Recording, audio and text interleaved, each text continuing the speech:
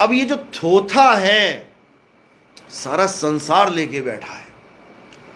अब तुम सार की बात करोगे तो थोथा उड़ेगा, और जब थोथा उड़ेगा तो विरोध होगा। बड़े बड़े संतों का विरोध इसीलिए हुआ। ईसा मसीह को क्रूस पे चढ़ाने की क्या जरूरत थी भाई? वो कोई ज्ञानी तो दे रहा था, ले लेते। नहीं पसंद था तो नहीं लेते। तुम उसको कीले ठोक दिया तुमने। क्यों ठोकी? क्योंकि उसके ज्ञान से किसी की दुकान खत्म हो रही थी, जो थोथा माल बेच रहा था। अब उसकी दुकान खत्म होगी तो भाई वो हार तो पहनाएगा नहीं, तो कुछ ना कुछ तिगड़मबाजी करेगा, कुछ ना कुछ अफवाह फैलाएगा, झूठा बदनाम करेगा, कोई इल्जाम लगाएगा, कुछ तो करेगा। मरता क्या ना करता। मीराबाई को जहर पिला दिया, वो क्या किसी का बिगाड़ रही थी भाई? तो संतों के साथ ऐसा होता ही आया है।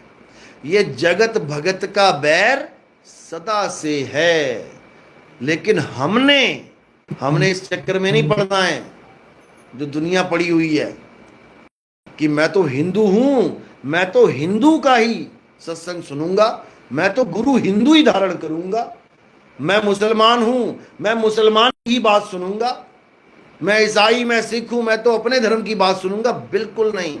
धर्म तो हमारे बनाए हुए हैं, ये सारे, ये सब हमारे धर्म बनाए हुए हैं। महात्मा बुद्ध से पहले बताओ बौद्ध धर्म कहाँ था? जैन जी से पहले जैन धर्म कहाँ था? बाबा नानक से पहले सिख धर्म कहाँ था? मोहम्मद साहब से पहले इस्लाम धर्म कहाँ था? ये सारे धर्म इंसानों के बनाए हुए हैं। परमात्मा का बनाया होता है पंथ। पंथ यानी रास्ता।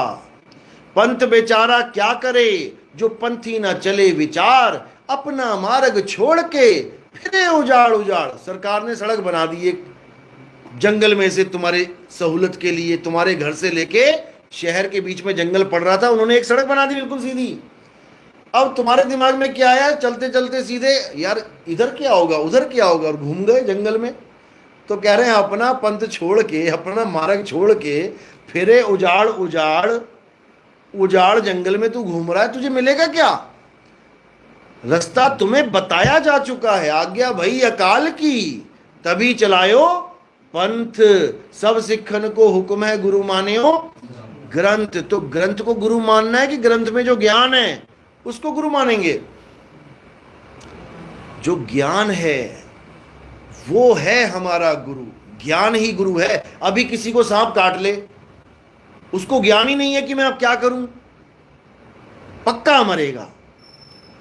और जिसने वीडियो देख रखी हो कि जब सांप काट ले तो क्या करना चाहिए, ये वाली दवाई खानी चाहिए, लेके ही आ जाएगा वो घर में दौड़ा दौड़ा कि सांप ने काटा है, अभी 2 घंटे कुछ नहीं होने वाला मुझे। सांप काटने पर 2 घंटे 1 घंटा कुछ नहीं होता है। मरता कैसे है बंदा? हार्ट अटैक से मर जाता, हाय मुझे सांप ने काट लिया। जबकि विशेषज्ञ कहते हैं सांप काट, किंग कोबरा की बात अलग है, उसके अलावा अगर कोई सांप काटता है, जहरीले सांप जैसे है उनकी बात अलग है, जो नॉर्मल सांप जो दुनिया में हैं वो काटते हैं तो 2 घंटे आपके पास है आराम से, जाओ अपना हॉस्पिटल में इलाज कराओ। लेकिन ज्ञान होगा तभी तो होगा ये सब। तो ज्ञान ही हमें बचाएगा। एक अनपढ़ आदमी है, शीशी उठाई उसने खांसी की कि चलो पी लेता हूं, लेकिन उसके ऊपर एक हड्डी बनी थी और एक कांटा बना हुआ था। अब उसको नहीं पता कि क्या लिखा है इसमें अंग्रेजी में, लेकिन वो हड्डी और कांटा क्रॉस देख के उसके हाथ रुक गए। क्यों?